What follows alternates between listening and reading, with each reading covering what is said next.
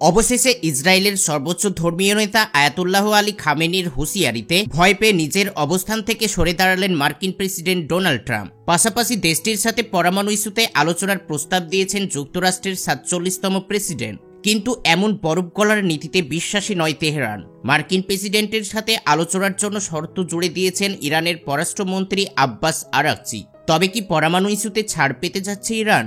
যুক্তরাষ্ট্রের ৪৭তম প্রেসিডেন্ট হিসেবে হোয়াইট হাউসের মসনদে বসার পরই ইরানের উপর মার্কিন নিষেধাজ্ঞা দিতে মেমোরে সই করেছেন ট্রাম্প। এই সময় তার পাশে উপস্থিত ছিলেন ইসরায়েলের প্রধানমন্ত্রী বেনিয়ামিন নেতানিয়াহু। ইরান যাতে বিশ্ববাজারে তেল রপ্তানির মাধ্যমে অর্থ উপার্জন করে সেগুলো দিয়ে পারমাণবিক কার্যক্রম চালিয়ে যেতে না পারে, সেই লক্ষ্যে দেশটিকে নতুন নিষেধাজ্ঞা দেন ট্রাম্প। আর এই পদক্ষেপের প্রতিক্রিয়া জানিয়েছেন ইরানের সর্বোচ্চ ধর্মীয় নেতা আয়াতুল্লাহ আলী খামেনি। গত ৭ই ফেব্রুয়ারি তেহরানের অনুষ্ঠানে ইরানের বিমান বাহিনীর এক বৈঠকে খামেনি বলেন, যুক্তরাষ্ট্র যদি আমাদের আক্রমণ করে তবে আমরাও চুপ থাকব না, তারা হুমকি দিলে আমরাও একই কাজ করব। এদিকে ইসরায়েলের প্রধানমন্ত্রী নেতানিয়াহুর সাহায্যে ইরানের পারমাণবিক কেন্দ্রগুলোতে বোমা হামলা চালাতে সম্প্রতি ডোনাল্ড ট্রাম্পকে প্রস্তাব দিয়েছেন তেহরান বিরোধী মার্কিন একটি সংস্থা। তবে ইরানকে ঘিরে মধ্যপ্রাচ্যের সংঘাত না বাড়াতে মার্কিনীদের সেই প্রস্তাব প্রত্যাখ্যান করেছেন ডোনাল্ড ট্রাম্প। ইরান পারমাণবিক অস্ত্র অর্জনে বিরত থাকার সাপেক্ষে দেশটির সাথে নিষেধাজ্ঞা প্রসঙ্গে আলোচনা করতে নিজের পরিকল্পনার কথা তুলে ধরেছেন মার্কিন প্রেসিডেন্ট ট্রাম্প। সেই সাথে তেহরানে বোমা হামলা চালানোর চেয়ে আলোচনার প্রতি জোর দিয়েছেন ইসরায়েলের ঘনিষ্ঠ বন্ধু ট্রাম্প। ৮ই ফেব্রুয়ারি মার্কিন সংবাদ মাধ্যম নিউ ইয়র্কের পোস্টের কাছে দেওয়া এক সাক্ষাৎকারে ট্রাম্প জানান, আমি ইরানকে পারমাণবিক অস্ত্র তৈরি থেকে বিরত রাখার সাপেক্ষে নিষেধাজ্ঞা প্রসঙ্গে চুক্তি করতে চাই। দেশটির উপর বোমা হামলা চালানোর চেয়ে চুক্তি করাই উত্তম। তারা মরতে চায় না, কেউই মরতে চায় না। চুক্তি হলে ইসরায়েল বোমা হামলা করবে না ইরানে। ৯ ফেব্রুয়ারি একই প্রতিবেদনে বিষয়টি নিশ্চিত করেছেন সংবাদ মাধ্যম ইরান ইন্টারন্যাশনাল। তবে মার্কিন প্রেসিডেন্টের এমন প্রস্তাবে সায় দেয়নি ইরান। আলোচনার জন্য উল্টো শর্ত জুড়ে দিয়েছেন পররাষ্ট্রমন্ত্রী আব্বাস আরাকচি।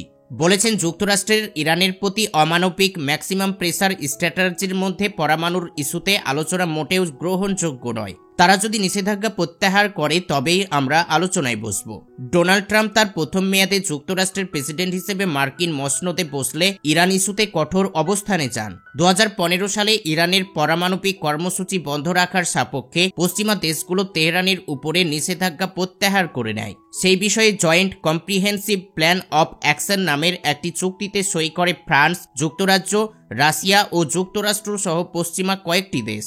কিন্তু ট্রাম্প মার্কিন প্রশাসনের দায়িত্ব নিয়ে ২০১৮ সালের মে মাসে সেই চুক্তি থেকে যুক্তরাষ্ট্রকে প্রত্যাহার করে নেয়। তার ভাষ্য, ইরানকে শুধু পারমাণবিক কর্মসূচি থেকে বিরত রাখলে চলবে না, ব্যালিস্টিক ক্ষেপণাস্ত্র তৈরির উপরে তেহরানকে চুক্তির অন্তর্ভুক্ত করতে হবে। কিন্তু ট্রাম্পের এমন প্রস্তাবে সেই সময় সায় দেয়নি পশ্চিমারা। যুক্তরাষ্ট্রের joint comprehensive plan of action থেকে বের হয়ে আসলে সুযোগ নেয় ইরানও। পারমাণবিক অস্ত্র তৈরিতে মনোযোগ দেয় দেশটি।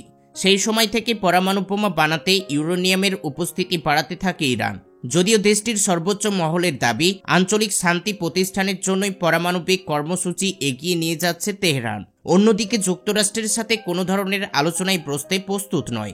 ইরানের সর্বোচ্চ ধর্মীয় নেতা খামেনি ইরানের বিমান বাহিনীর ওই বৈঠকে তিনি জানান, পূর্বের অভিজ্ঞতা অনুযায়ী ট্রাম্পের সাথে আলোচনায় বসা বুদ্ধির কিংবা সম্মানজনক কাজ হবে না, কারণ এর আগেও আমরা আলোচনায় বসেছিলাম। কিন্তু ট্রাম্প সেই বৈঠকের কোনো মর্যাদা রাখেনি। ইহুদিদের বিরুদ্ধে নিজেদের শক্ত অবস্থানে ধরে রাখতে যুক্তরাষ্ট্রের সাথে পরমাণু ইস্যুতে ইরানের আলোচনায় যাওয়া এই মুহূর্তে উচিত হবে না বলে মত বিশ্লেষকদের।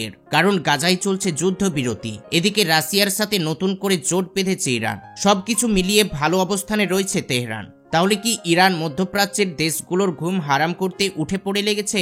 বিশ্ব রাজনীতির অগ্নিকুণ্ডে এক অগ্নি পরীক্ষার দিকে যাচ্ছে মধ্যপ্রাচ্য। ইরান সেই শক্তিশালী দেশ যাদের সামরিক মহড়া এখন ইসরায়েল ও পশ্চিমাদের জন্য এক কঠিন বার্তা হয়ে উঠেছে। ইরান বেশ কিছুদিন ধরেই বড় পর্যায়ে সামরিক মহড়া চালাচ্ছে।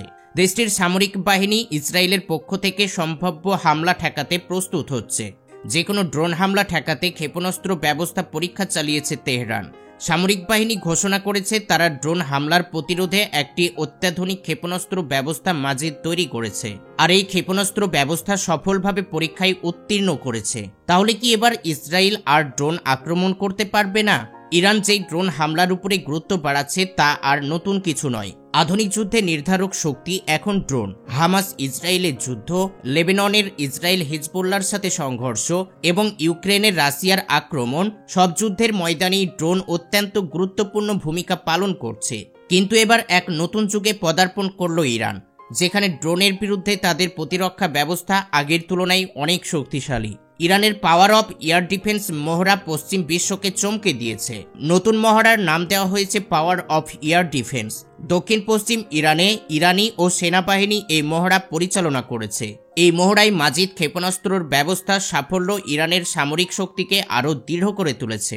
ইরান সঠিকভাবে লক্ষ্য করেছে বর্তমানে নিম্ন উচ্চতায় উড়ে যাওয়া ড্রোনগুলো রাডারকে ফাঁকি দিতে পারে। তাই তাদের মূল লক্ষ্য ছিল এই ধরনের ড্রোনের বিরুদ্ধে প্রতিরক্ষা শক্তি উন্নত করা, আর এটাই মাজিদ সফলভাবে করেছে। ভিডিও ফুটেজে দেখা গেছে ড্রোন শনাক্ত করা হচ্ছে এবং সেগুলোর গতিবিধি সঠিকভাবে পর্যবেক্ষণ করা হচ্ছে এবং সেগুলোকে একের পর এক ধ্বংস করা হচ্ছে। মেহের নিউজের প্রতিবেদনে দাবি করা হচ্ছে সর্বশেষ এই পরীক্ষার মাধ্যমে ইরানের আকাশসীমা প্রতিরক্ষা ব্যবস্থা আরও উন্নত হয়েছে। আশেপাশের অঞ্চল বা বিশ্বের অন্য জায়গা থেকে আকাশপথে আসা যে কোনো হুমকির মোকাবিলায় ইরান এখন আগের তুলনায় অনেক বেশি সক্ষম। ইরান কি আবারও শক্তিশালী হয়ে উঠেছে? তাদের মাজিদ ব্যবস্থা এখন আরও কার্যকর তা নিশ্চিতভাবেই বলা যায়। ইরানের সাইবার নিরাপত্তা, রাডার এবং ক্ষেপণাস্ত্র সিস্টেমের নিরাপত্তার পরীক্ষাও এই মহড়ায় ছিল। এই শক্তির মাধ্যমে ইরান কি মধ্যপ্রাচ্যের একক শক্তি হয়ে উঠবে, অথবা এই মহড়া এক নতুন প্রতিযোগিতার সূচনা করবে যেখানে যুক্তরাষ্ট্র ও ইসরায়েল আরও চাপে পড়বে? এদিকে আবারও এক ভয়ঙ্কর পরিকল্পনা যা যুক্তরাষ্ট্র ও ইসরায়েলের জন্য অত্যন্ত দুঃখজনক বলে মনে করছেন বিশ্লেষকরা। রাতের অন্ধকারে ইয়েমেনের মরুভূমি থেকে উড়ে আসছে আগুনের গর্জন। হুতিদের ক্ষেপণাস্ত্রের শব্দে কেঁপে উঠেছে লোহিত সাগর। আনসার আল্লাহর নামে ডাক পাওয়া এই যোদ্ধারা এবার সরাসরি যুক্তরাষ্ট্রকে চ্যালেঞ্জ ছুড়ে দিয়েছে। মুক্তিযোদ্ধারা আগুনের নিঃশ্বাস ফেলেছে, যেন ইয়েমেনের মরুভূমি থেকে উঠে আসছে এক আগ্নেয়গিরি যা ট্রাম্পের পরিকল্পনাকে পুড়িয়ে দিতে প্রস্তুত। গাজা থেকে ফিলিস্তিনিদের উচ্ছেদ ট্রাম্পের পরিকল্পনায় রেগে আগুন ইয়েমেনের হুতি যোদ্ধারা। ডোনাল্ড ট্রাম্প যদি গাজাবাসীদের উচ্ছেদের পরিকল্পনা চালায় তাহলে এই গেরিলা অগ্নিশ্বাস ছড়াবে বলে হুঁশিয়ারি দিয়েছে। তাদের কথাই যেন লুকিয়ে আছে মরুঝড়ের গর্জন। তারা যেন বলতে চাইছে গাজায় স্পর্শ করলে আমাদের ক্ষেপণাস্ত্র হবে দুযোগের আযাব। ট্রাম্পের গাজা পরিকল্পনা ইসরায়েলের ষড়যন্ত্র। মার্কিন প্রেসিডেন্ট ডোনাল্ড ট্রাম্পের এই মস্তিষ্ক প্রসূত এই পরিকল্পনায় দারুণ সমালোচিত হয়েছে। তিনি চান গাজা থেকে লাখো ফিলিস্তিনকে জোরপূর্বক জর্ডান ও মিশরের দিকে ঠেলে দিতে। আরও বিষয় প্রস্তাব শুনে চিৎকার করে বলছে এটা জাতিগত নির্মূলের নীল নকশা। ইসরায়েলের প্রধানমন্ত্রী নেতানিয়াহুর সাথে গোপনে বৈঠকে ট্রাম্পের পরিকল্পনা পূর্ণ ব্যক্ত করেছেন, কিন্তু জর্ডান মিশর তো আগেই জানিয়ে দিয়েছে তারা ট্রাম্পের এমন পরিকল্পনা মানবে না। হুতিরা কি তবে গাজার বাসিন্দাদের পাশে দাঁড়িয়ে ক্ষেপণাস্ত্রে লিখবে ইতিহাস? ইয়েমেনের হুতি যোদ্ধারা শুধু যুদ্ধই জানে না, তাদের কথাই যেন লুকিয়ে আছে বিদ্রোহী কোনো কবিতার ঝংকার। তারা ঘোষণা দিয়েছে প্রতিটি উচ্ছেদের চেষ্টায় আমাদের ক্ষেপণাস্ত্র হবে জবাব। আমরা লিখব নতুন ইতিহাস আগুনের অক্ষরে।